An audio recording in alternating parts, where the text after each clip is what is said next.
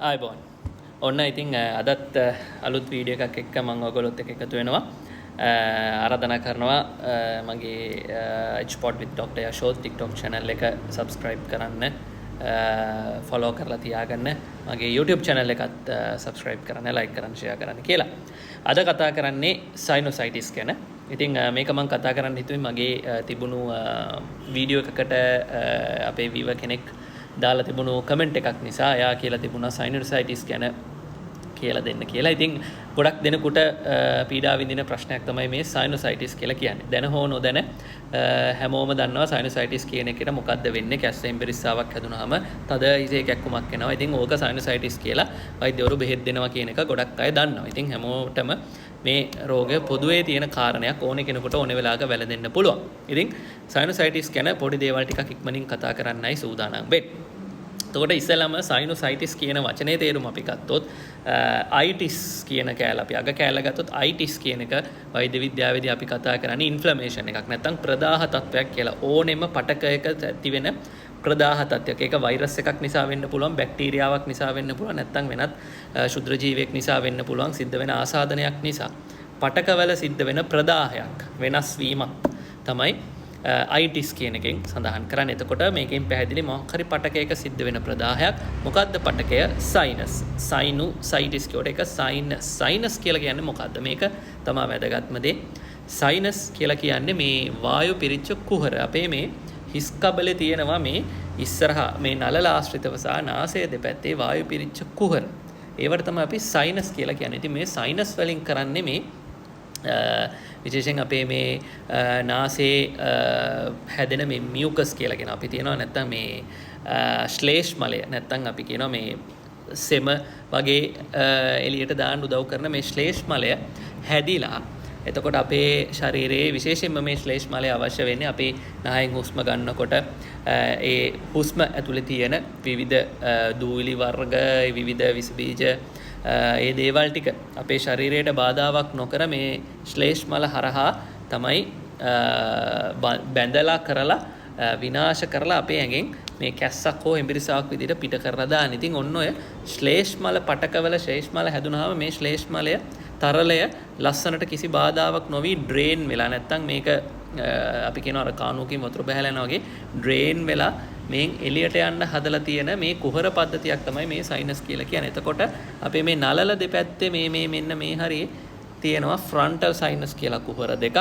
මේ නාසය දෙපැත්තේ තියෙනවා ඊතුරු sinuses ටික ethmoid sinuses, sphenoid sinuses කියලා වර්ග කීපයක් තියෙනවා. ඒතර මේ නහය දෙපැත්තේ සහ නළලේ තමයි තියෙන්නේ. මෙන්න මේ හරියෙත් තියෙනවා. හරි. එතකොට ඔන්න ඔය තැන්වලට වෛරස් එකක් හෝ බැක්ටීරියාවක් නිසා ඔන්න ඔය වායු කුහරවල තියෙන පටකයේ සිද්ධ වෙන ප්‍රදාහයක් තමයි sinusitis කියලා කියන්නේ. ඒක පැහැදිලිව තේරුම් ගන්න. එතකොට මේක ඇති වෙන්න පුළුවන් ප්‍රධාන කාරණාවක් තමයි වෛරස් ආසාදන. මොකද්ද අපිට හැමෝටම පොදු හැදෙන වෛරස් ආසාදනය? හෙම්බිරිස්සාව නැත්නම් common cold. ඉතින් අනිවාර්යෙන් හෙම්බිරිස්සාවක් හැදෙන කැස්සක් හෙම්බිරිස්සාවක් හැදෙන හැම දෙනෙක්ටම වගේ sinusitis එකක් එන්න පුළුවන්. එතකොට මොකද වෙන්නේ? මේ කැස්ස හෙම්බිරිස්සාව හැදුනහම වෛරස් ආසාදන නිසා මේ පටක ප්‍රදාහයකට ලක් වෙන. එතකොට කැස්ස හෙම්බිරිස්සාවෙන් ශ්ලේෂ්මලය නිපද වෙනවා. මොකද මේ වෛරස් එක එළියට ඉවත් කරලා දාන්න මේකේ සිද්ධ වෙන ප්‍රොඩක්ට්ස් ටික එළියට ඉවත් කරලා දාන්න. හැබැයි මේ වෛරස් එකේ ක්‍රියාවලියෙන් මේ common cold එක නිසා මේ හේතුව නිසා මේ හෙම්බිරිස්සාව නිසා මේ පටක ප්‍රදාහයට ලක් වෙනකොට ඒ නිකුත් වෙන ශ්ලේෂ්මලය එළියට යවා ගන්න විදියක් නැතුව මේ පටක બ્લોක් වෙනවා. එතකොට මොකද වෙන්නේ? මේ පටක બ્લોක් වෙනකොට අර ශ්ලේෂ්මල ටික තැන්පත් වෙලා මේ සයිනස් ටික රිදෙන්න ගන්නවා. ඒ બ્લોක් එක නිසා කැක්කුමෙන්න ගන්නවා. එතකොට මේවල හේතුකාරක ප්‍රධාන වශයෙන් වෛරස් බැක්ටීරියා ආසාදන හේතු වෙන්න පුළුවන්. ඒක දෙවනුවට අපි කතා කරන්නේ. එතකොට ප්‍රධාන වශයෙන් වෛරස් එකක් නිසා ඇති වෙන කැස්ස හෙම්බිරිස්සා තත්ත්වයකදී මේ sinusitis එක එන්න පුළුවන්. එතකොට මේ පටක ටික ප්‍රදාහයට ලක් වෙලා ඒ ඕනෙම ප්‍රදාහ තත්ත්වයකදී පටක ඇතුළ ඉදිමුමකට ලක් වෙනවා. එතකොට කැක්කුමක් එනවා. ඉතින් ඔන්න ඔය එන කැක්කුම තමයි ගොඩක් අයට මේ අනිනවා වගේ මේ ඔළුවේ දෙපැත්තේ කැක්කුමක් එක ගොඩක් කලාට කැස්ස හෙම්බිරිස්සා හැදුනහම එන්නේ. ඔය ඔළුවත් රිදෙනවා කැස්ස හෙම්බිරිස්සා තියෙනවා කියලා කියන්නේ ඒක.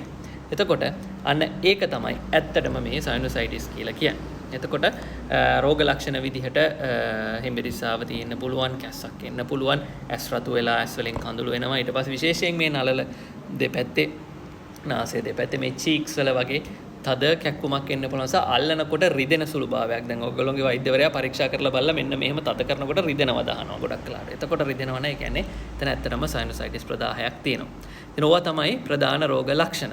ඉතින් එතකොට මේකට ඇත්තටම මොකද්ද ප්‍රතිකාරය? මේක තියෙන්නේ රෝග ලක්ෂණයට ප්‍රතිකාරය විතරයි. මේක self limiting නැත්නම් වෛරස් ආසාදනයක් නිසා ඒක ඒ වෛරසය ඇඟේ තියෙන කාලේ පුරා තිබිලා ඉබේම නැති වෙලා යනවා. ඒකට අපිට කරන්න තියෙන්නේ මේක රෝග ලක්ෂණ වලට ප්‍රතිකාර කරලා අපි නිරෝගීව ඉන්න එක.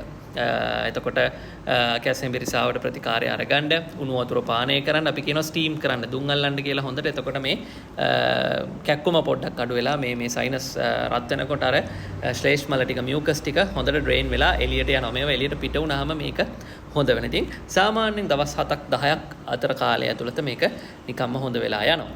එහෙම හොඳ වෙන්නේ නැතුව නැවත මේ සයිනොසයිටිස් එක එනවා නම් අන්න ඒක අපි කියනවා දීර්ඝකාලීන සයිනොසයිටිස් තත්ත්වයක්. මේකට හේතු මොකක්ද කියන එක වෙනම වෛද්‍යවරයෙක් හම්බෙලා බලන්න ඕනේ.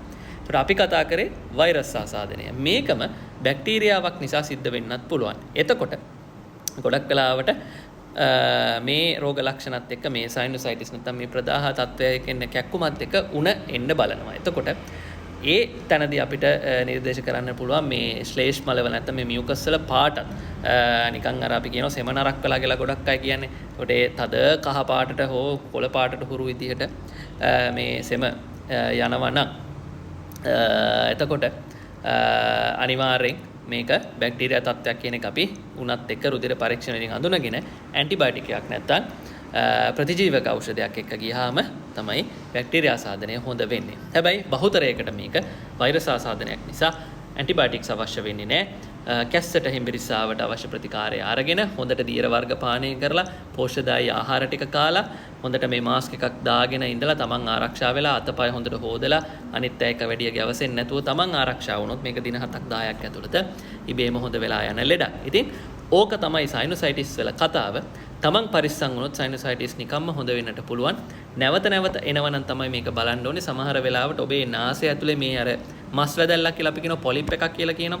සමහරලාට මේ සෙප්ටල් ඩීවියේෂන් එකක් තියෙන. ඒ කියන්නේ නාසයේ මේ බෙදෙන මේ මැදින් බෙදෙන මේ බිත්තිය නාසයේ බිත්තිය එක පැත්තකට බර වෙලා එක නාස් පුඩුවක් පොඩි වෙලා තියෙන්න පුළුවන් ඕපනින් එක. එතකොට සමහරලාවට ඔන්න ඔය සෙප්ටල් ඩීවියේෂන් වගේ නාසය ඇතුලේ තියෙන විවිධ කාරණා නිසා සයිනොසයිටිස් වැඩි වෙන්න පුළුවන් සමහර රෝගීන් ඉන්නවා. ඉතින් ඒවා ඒ අදාළ වෙලාවේදී ඔබේ වෛද්‍යවරුන් විසින් අඳුනගෙන ඔබට අවශ්‍ය ප්‍රතිකාරය කරගන්න එක ඔබේ වගකීමක්. ඉතින් කොහොම වෙතත් සයිනොසයිටිස් කියන එක බය වෙන්න ඕනි කාරණයක් නෙවෙයි. එනකොට ටිකක් අමාරුයි. හැබැයි හරි විදිහට තමන් ගැන තමන් බලාගත්තොත් මේක ආවට පස්සේ ඊට ඉක්මනින් අඩු කරගන්න හොඳ කරගන්න හැකියාව තියෙනවා. ඉතින් ඕක තමයි සයිනොසයිටිස් වල කතාව. කන බ්ලොක් වෙන එකකුත් එන්න පුළුවන් සමහරලාට මේ කනත් එක්කත් මේ ඔක්කොම සම්බන්ධයිනේ බැලන්ස් එක. එතකොට සෙම කටින් එන එක කනත් එක්ක මේ උගුර සම්බන්ධ නිසා කන බ්ලොක් වෙන එකක් එහෙම එන්න පුළුවන්. ඉතින් ඔන්න ඔය වගේ කාරණා ටික ගැන මතක තියාගන්න. සයිනොසයිටිස් එකක් හැදුනොත් කලබල වෙන්නේ නැතුව අවශ්‍ය සාමාන්‍ය ප්‍රතිකාරය අරගෙන විවේකීව ඉඳලා ඒක මගහැරව ගන්න ඔබට පුළුවන්. ඉතින් මම හිතනවා සයිනොසයිටිස් ගැන සරලව ඔයගොල්ලන්ට මේ වීඩියෝ එකෙන් දැනගන්න පුළුවන් වෙන්නේ නැති කියලා. එහෙනම් ගොඩක් දෙනෙක්ට ප්‍රශ්නයක් වෙන සයිනොසයිටිස් හරියට මැනේජ් කරන්න අද ඉඳන් ඉගෙන ගන්න. ජය වේවා.